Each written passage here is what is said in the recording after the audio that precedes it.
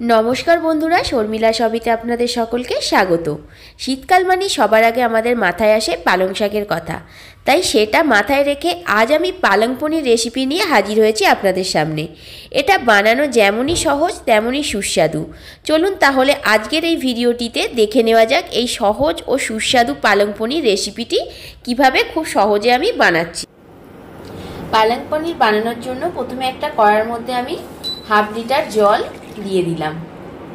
জলের মধ্যে দিয়ে দিলাম সামান্য পরিমাণে একটু নুন।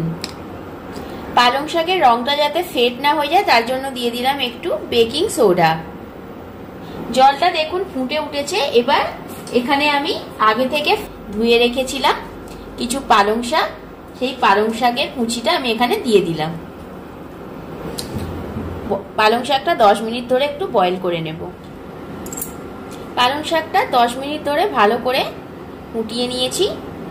দেখুন হালকা একটু বয়েল হয়ে গেছে, একদম ফুল বয়েল করবেন না। এবার গ্যাসের ফ্লেমটা অফ করে দিয়ে জল থেকে শাকগুলোকে আমি এইভাবে তুলে নেব। এইরকম আইস জলে আমি শাকগুলো 10 মিনিটের জন্য ভিজিয়ে দেব। পালং শাকের সবুজ রংটা ধরে রাখার জন্য এই রকম আইস ওয়াটারের মধ্যে আমি পালং শাকটা দিয়ে দিলাম গরম জল থেকে তুলে। 10 মিনিট এটা ভেজানো থাক, তারপর আমি 10 মিনিট পর বাকি রান্নায় ফিরে আসছি। একটা মিক্সার জার এখানে নিয়ে নিয়েছি। এবার এখানে আমি দিয়ে দেব 5টা কাঁচা লঙ্কা। ঝালটা আপনারা আপনাদের প্রয়োজন মতো এখানে ব্যবহার করবেন। দিয়ে দেব কিছু ফ্রেশ ধনেপাতা, গোটা 4-5 এখানে কাজু বাদাম আমি দিয়ে দিলাম। এটা অপশনাল, এটা চাইলে আপনারা স্কিপ করতে পারেন। এবার দিয়ে দেব সেদ্ধ করে রাখা পালং শাকটা। সব শেষে দিয়ে দেব একটা পাতিলেবুর অর্ধেক রস। পাতিলেবুটা অর্ধেক আমি এখানে দিলাম। রেস্টুরেন্ট স্টাইলে পালং পনিরটাতে অবশ্যই পেস্ট করার সময় আপনারা পাতিলেবুটা ব্যবহার করবেন। এবার ঢাকা দিয়ে একটা মিহি পেস্ট আমি বানিয়ে নেব। এটাকে সাইড করে এবার বাকি রান্নায় যাব। একটা কড়া এখানে বসিয়ে দিয়েছি, কড়াটা গরম হয়ে গেছে। দিয়ে দেব এতে পরিমাণ মতো একটু সাদা তেল। এই রান্নাটা আমি সাদা তেলই করব, আপনারা চাইলে ঘি বা বাটারেও করতে পারেন। তেলটা একটু গরম করে নেব। তেল গরম হওয়ার সাথে সাথেই আমি 1 চিমটি নুন ওপর থেকে ছড়িয়ে দিলাম।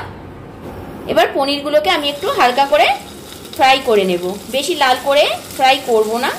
আপনারা যদি ফ্রাই না করতে চান তো এটাকে ফ্রাই না করেও করতে পারেন। আমি একটু হালকা করে এটাকে ফ্রাই করে নিচ্ছি। আমি এখানে 200 গ্রাম পনির ব্যবহার করেছি আর এই রকম কিউব সাইজে পনিরগুলো কেটে নিয়েছি। আপনারা আপনাদের পছন্দ মতো শেপে পনিরটা কেটে নেবেন।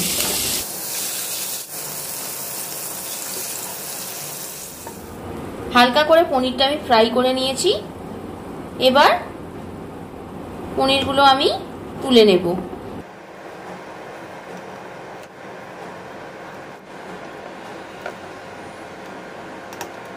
তেল থেকে তুলে নিয়ে পনিরগুলোকে আমি জলের মধ্যে রেখে দিয়েছি, কারণ পনিরগুলো খুব সফট থাকবে, না হলে পনিরগুলো শক্ত হয়ে যাবে।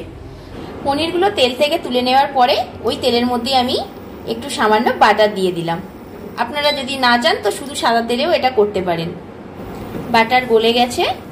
এবার আমি এখানে দিয়ে দেব ফোড়নের জন্য পরিমাণ মতো একটু গোটা জিরে। জিরেটা ভাজা ভাজা হয়ে গেলে তখন আপনারা দিয়ে দেবেন পেঁয়াজ কুচি। একদম মিহি করে পেঁয়াজটা কুচি করে নেবেন। একদম লাল করে পেঁয়াজটা ভাজবো না, হালকা একটু ব্রাউন করে পেঁয়াজটাকে ভেজে নেব। দেখুন পেঁয়াজটা হালকা ব্রাউন করে ফ্রাই করা হয়ে গেছে। এবার এতে আমি দিয়ে দেব 1/2 চামচ আদা বাটা আর 1/2 চামচ দিয়ে দিলাম রসুন বাটা। আদা রসুনটাকে পেঁয়াজের সাথে একটু ভালো করে কষিয়ে নেব। সামান্য একটু পরিমাণ দিয়ে দিলাম হলুদ গুঁড়ো। হলুদ গুঁড়ো দেওয়াটা পুরোপুরি আপনাদের চয়েসের ওপর নির্ভর করছে। দিয়ে দিলাম পরিমাণ মতো জিরে গুঁড়ো আর দিয়ে দিলাম পরিমাণ মতো ধনে গুঁড়ো। সবকিছু মশলা দেওয়ার পর মশলাটা আরও একবার ভালো করে আমি কষিয়ে নেব। মশলাটা যাতে পুড়ে না যায় তার জন্য আমি পনির ভেজানো জলটাই এখানে একটু ব্যবহার করলাম। এবার আমি দিয়ে দিলাম 2 চামচ টক দই। টক দইটা দেওয়ার সময় গ্যাসের ফ্লেমটাকে লো রাখবেন, তা না হলে টক দইটা দেওয়ার সময় টক দইটা ছানা কেটে যেতে পারে। দই দেওয়ার পর এইভাবে কন্টিনিউয়াসলি গ্যাসের ফ্লেমটা লো করে নাড়াচাড়া করতে থাকবেন। এবার আমি পেস্টটা এর মধ্যে দিয়ে দিলাম। ভালো করে মিশিয়ে নেব। আলাদাভাবে কোনো জল আমি এখানে ব্যবহার করছি না, যেই জলটাতে পনির ভেজানো আছে সেই জলটাই আমি এখানে ব্যবহার করছি। এবার পুরো মশলাটাকে ভালো করে কষিয়ে নেব। এবার আমি দিয়ে দেব পরিমাণ মতো নুন আর দিয়ে দিলাম পরিমাণ মতো চিনি। পনিরের টুকরোগুলো দিয়ে দিচ্ছি।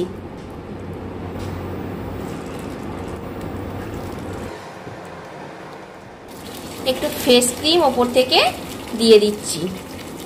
ফ্রেশ ক্রিমটা দেওয়ার পরে একবার নাড়াচাড়া করে নেব।